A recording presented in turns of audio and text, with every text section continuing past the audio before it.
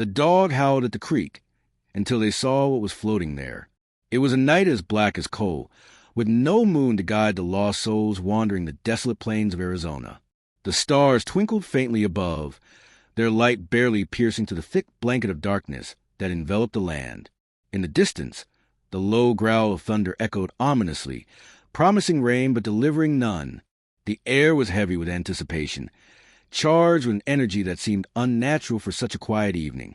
At the edge of town, where the wooden fences gave way to untamed wilderness, stood an old ranch house. Its paint had long since peeled away under the relentless sun, leaving behind weatherwood that groaned softly in the breeze. A single lantern flickered weakly in one of its windows, casting trembling shadows on the cracked adobe walls.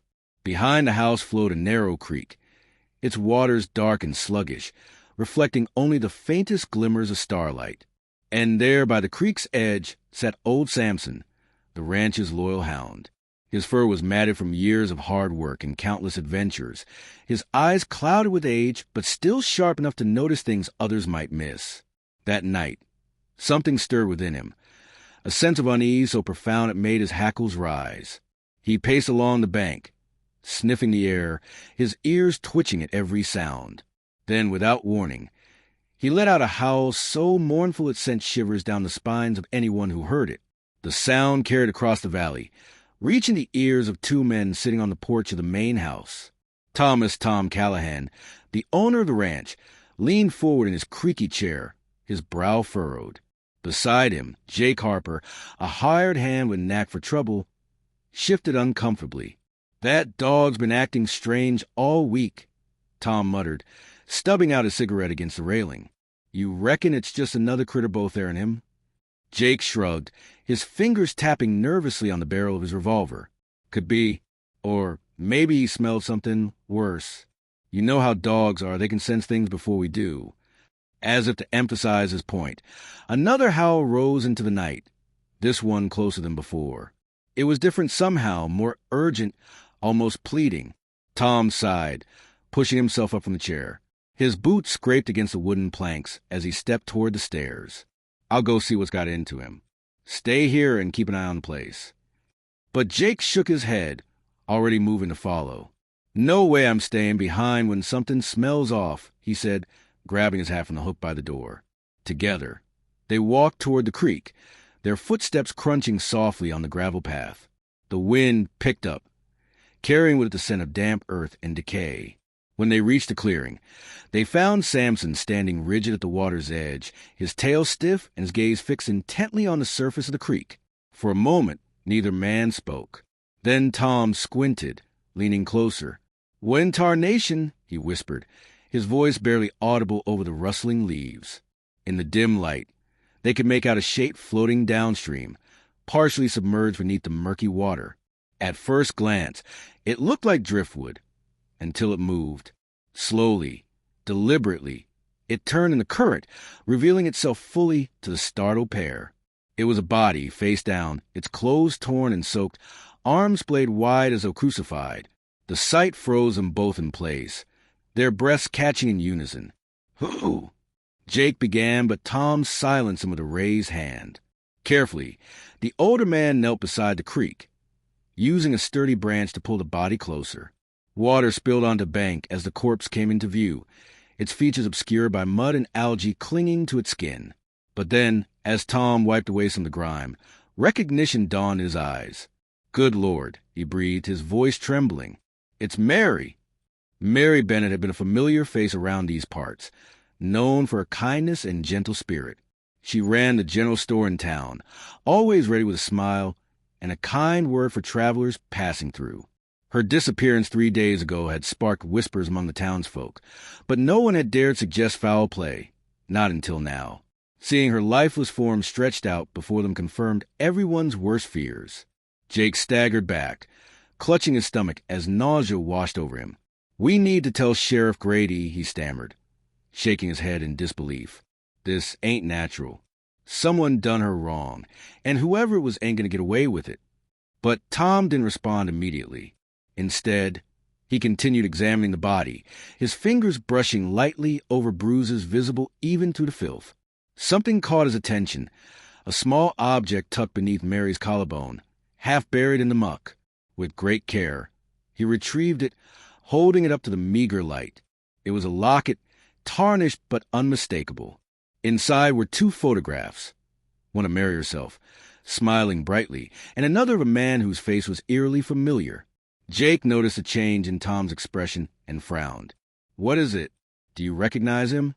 Tom hesitated, swallowing hard. "Yeah," he finally admitted, his voice barely above a whisper. "That's my brother, Henry." Days turned into weeks as the mystery surrounding Mary's death unraveled piece by painful piece. The sheriff arrived promptly after receiving the news, bringing with him deputies and forensic experts rare for such a remote area. They scoured the creek and surrounding lands, searching for clues that might lead them to the killer. Meanwhile, the townspeople gathered in groups, exchanging theories and speculations late into the night. Henry Callahan had vanished nearly 20 years ago, leaving behind nothing but rumors and unanswered questions. Some claimed he'd run off with stolen gold. Others whispered about a woman he'd left brokenhearted.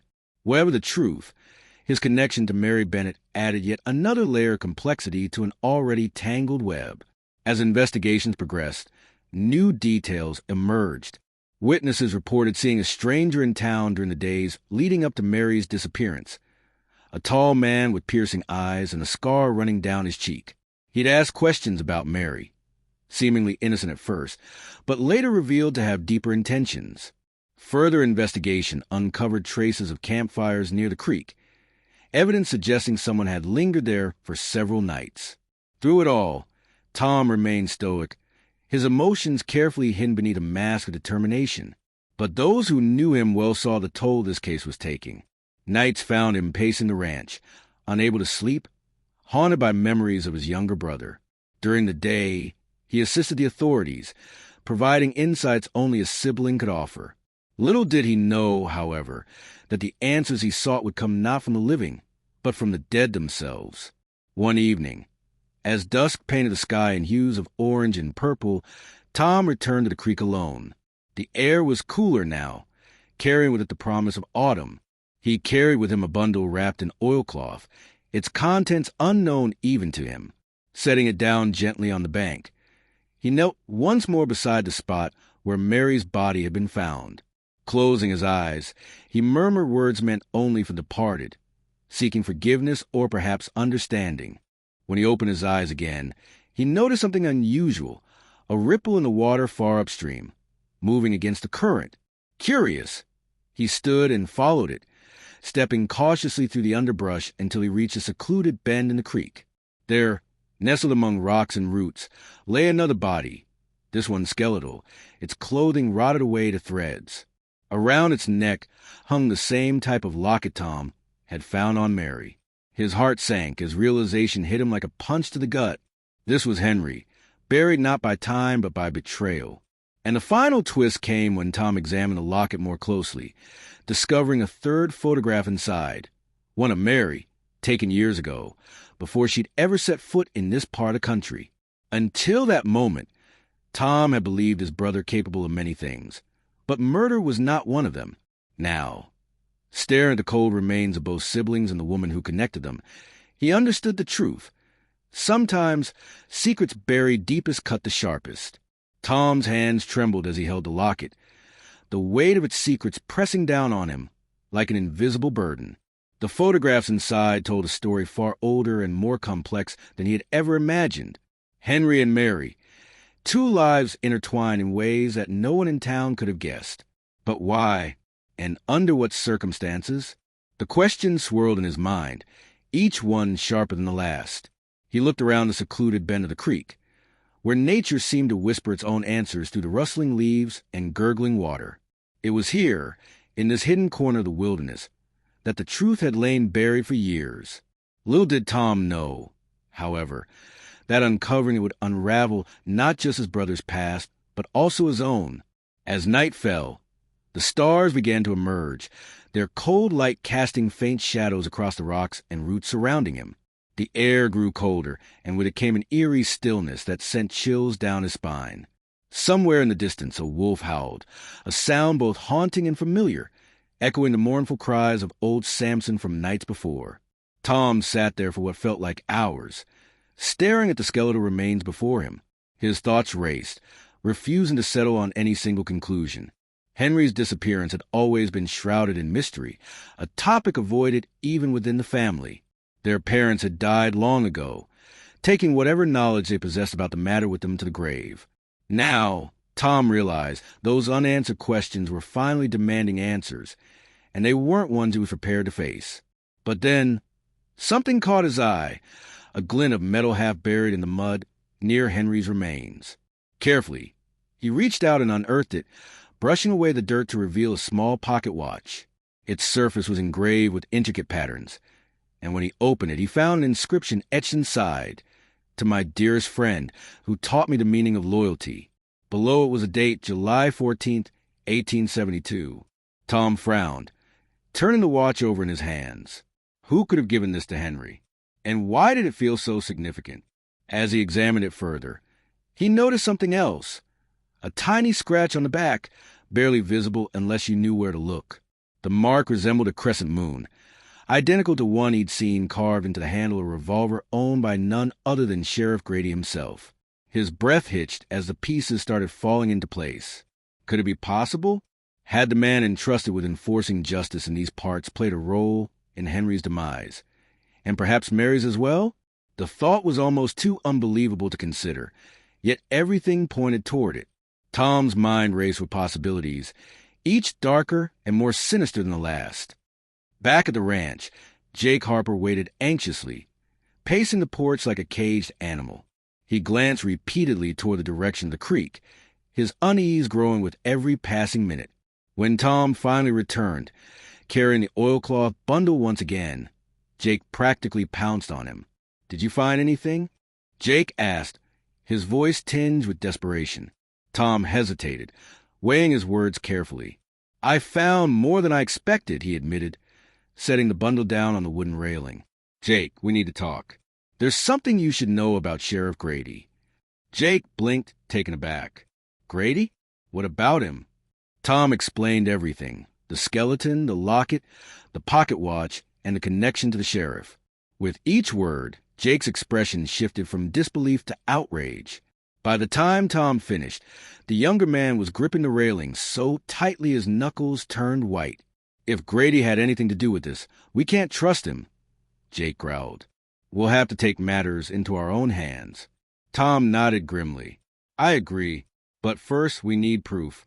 Something concrete that ties him to both Henry and Mary. Otherwise, it'll just be our word against his." The next morning, Tom and Jake rode into town under the guise of running errands. In reality, they were gathering information, talking to people who might have known Mary well or remembered seeing strange visitors around the time of her death. Most leads proved fruitless, but one conversation stood out. At the blacksmith shop, an elderly man named Walter mentioned overhearing a heated argument between Mary and someone late one evening. According to Walter, the person had demanded money, claiming she owed it to them. Mary had refused, saying she didn't owe anyone anything. The confrontation ended abruptly when the strangers stormed off, muttering threats under their breath. "Did you see who it was?" Tom asked, leaning closer. Walter shook his head. "No, it was dark. All I could tell was that it was a man, tall and broad-shouldered. Sounded familiar, though, like someone I'd heard before." Tom exchanged a meaningful glance with Jake. The description matched Sheriff Grady perfectly. That night, armed with newfound determination, Tom and Jake snuck back to the sheriff's office. Using a crowbar borrowed from the ranch, they pried open a locked cabinet where important documents were stored. Among the dusty files and yellowed papers, they discovered a letter addressed to Sheriff Grady, dated shortly after Henry's disappearance. The contents were chilling, written in shaky handwriting. The letter accused Grady of framing Henry for a crime he didn't commit, stealing gold from a local mine. The writer claimed to have witnessed a real thief fleeing the scene, but before they could report it, Grady had intervened, ensuring Henry took the fall instead. The letter ended with a plea for help, signed simply as a friend. Tom's hand shook as he read the words aloud. "This changes everything," he whispered. Grady didn't just frame Henry. He hunted him down and killed him to cover his tracks. And when Mary uncovered the truth, she became the next target. Jake clenched his fists. We can't let him get away with this. Not after what he's done. Confronting Sheriff Grady wasn't easy. The man was cunning, resourceful, and feared throughout the county. But Tom and Jake had no choice. They ambushed him outside the saloon, where he often drank alone after hours. Cornered and outnumbered, Grady initially tried to deny the accusations, but the evidence spoke for itself. When confronted with the letter and the pocket watch, his facade crumbled. For a moment, he simply stared at the items, his face pale and sweating. Then, in a burst of anger, he lunged at Tom, reaching for his holstered gun. Jake reacted instinctively, pulling his own weapon and firing a warning shot that grazed the sheriff's arm. "You're finished, Grady," Jake shouted. "Tell us the truth, or we'll make sure everyone knows exactly what kind of man you are." Defeated, Grady sank to his knees, blood dripping from his wound. His confession spilled forth in a torrent of bitter words. How he'd stolen the gold, framed Henry, and later silenced Mary when she threatened to expose him. His voice cracked with emotion, revealing a side of him few had ever seen. "I did what I had to do," he muttered, tears streaming down his face. "No one would believe me otherwise. They'd think I was weak, corrupt." Tom listened in silence, his heart heavy with sorrow. This wasn't the closure he'd hoped for, but it was justice nonetheless. As deputies arrived to arrest Grady, Tom couldn't help but feel a sense of relief washing over him. Finally, the truth had come to light. In the days that followed, the town buzzed with news of the revelations. Mary was laid to rest with full honors, her memory honored by all who had known her. As for Henry, his remains were brought back to the ranch, buried beside the old oak tree where he and Tom used to play as children. Old Samson stood vigil during the funeral, his howls echoing into the sky like a final farewell. Tom stood at the graveside, gazing at the two markers side by side. Tears welled in his eyes, but he didn't wipe them away. Instead, he allowed himself to grieve, not just for Henry and Mary, but for the innocents lost along the way. Life in the Wild West was harsh, unforgiving, and often cruel, but moments like these reminded him why fighting for justice mattered. Until the end, little did he know, the journey wasn't truly over, for beyond the horizon, new challenges awaited. A reminder that in a land defined by struggle and resilience, the fight for truth was never-ending. The days that followed were a blur of activity, as the town struggled to come to terms with the revelations. Sheriff Grady's arrest sent shockwaves through the community, and whispers filled every corner of the saloon, general store, and even the church on Sundays. Some townsfolk expressed disbelief, unable to accept that the man they had trusted for so long could be capable of such treachery. Others nodded knowingly, recalling incidents where Grady had acted unusually harsh or secretive, now seeing those moments in a new light. Tom found himself at the center of it all, unwillingly thrust into the spotlight. People approached him daily, seeking answers, asking questions about Henry, Mary, and Grady. He answered them as best he could, but each conversation left him drained. The weight of what he had uncovered pressed heavily on his shoulders, a constant reminder of the darkness that lurked beneath the surface of their seemingly peaceful lives. One evening, as the sun dipped below the horizon, painting the sky in fiery hues of orange and red, Tom sat alone on the porch of the ranch house. His boots rested on the railing, and a half-empty bottle of whiskey sat beside him, its contents untouched. Old Samson lay at his feet, his head resting on his paws, watching the world with eyes that seemed older than time itself. The silence was broken by the sound of approaching hoofbeats. Tom turned his head to see Jake riding up the path, his face grim. "You got a minute?" Jake asked, dismounting and tying his horse to the post. "Always," Tom replied, motioning for Jake to join him. The younger man sat down heavily, leaning forward with his elbows on his knees. For a moment, neither spoke, the only sound being the distant call of a night bird. "I've been thinking," Jake began, his voice low and serious. "About Grady, about everything. This ain't over, is it?" Tom sighed, running a hand through his hair. "What makes you say that?" Jake gestured vaguely toward the horizon. "Grady didn't act alone. Not completely. Someone helped him or at least covered for him. You saw how quick the deputies were to take him in without asking too many questions, like they already knew what was coming. Tom considered this, feeling a knot form in his stomach. Jake had a point. The ease with which Grady had been apprehended felt off, too convenient, as if someone higher up had orchestrated the entire thing to ensure Grady took the fall while leaving others unscathed. And then there's the gold, Jake continued. The real thief.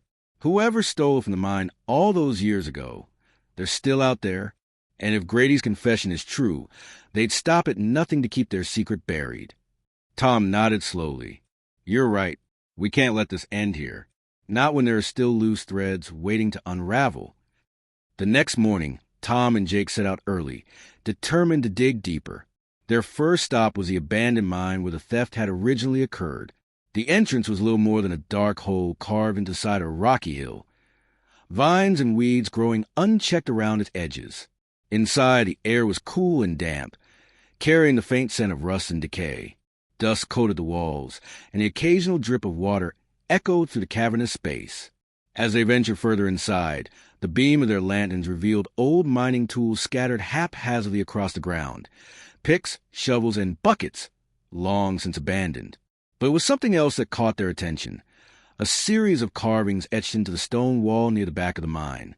They depicted symbols Tom didn't recognize, along with dates and names scrawled in hurried handwriting. What do you make of this?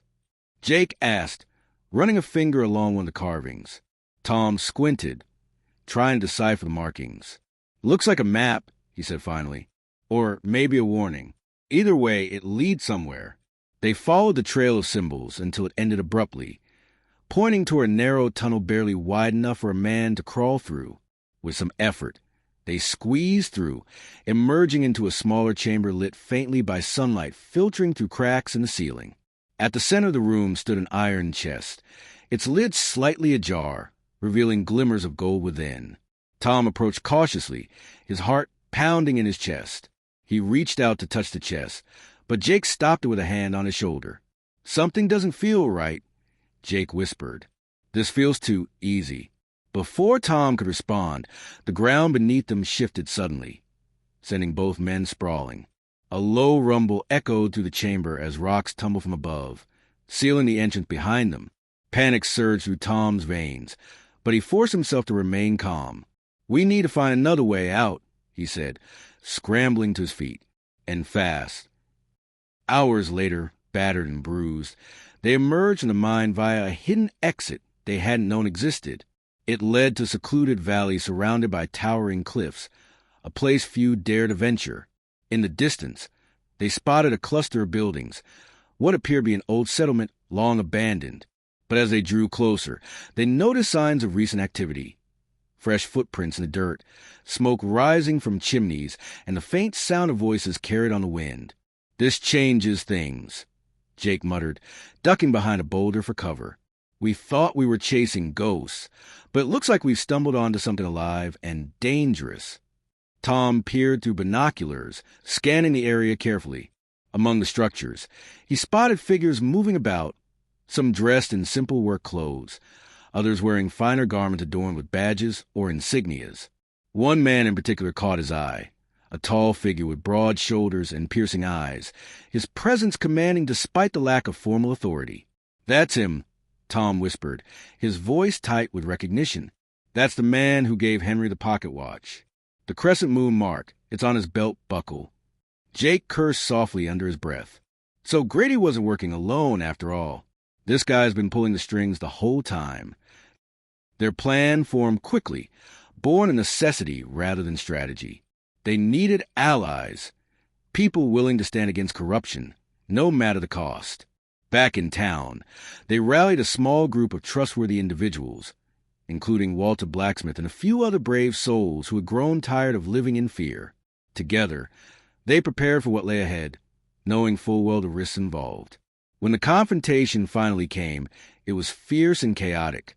Gunshots rang out, echoing through the valley, as tempers flared and secrets spilled forth. The leader of the settlement revealed himself to be none other than Marcus Kane, a former miner turned ruthless entrepreneur whose greed had driven him to betray countless innocents in pursuit of wealth and power. In the heat of battle, Tom faced Kane directly, their guns drawn and their resolve unwavering. "You think you can buy your way out of this?"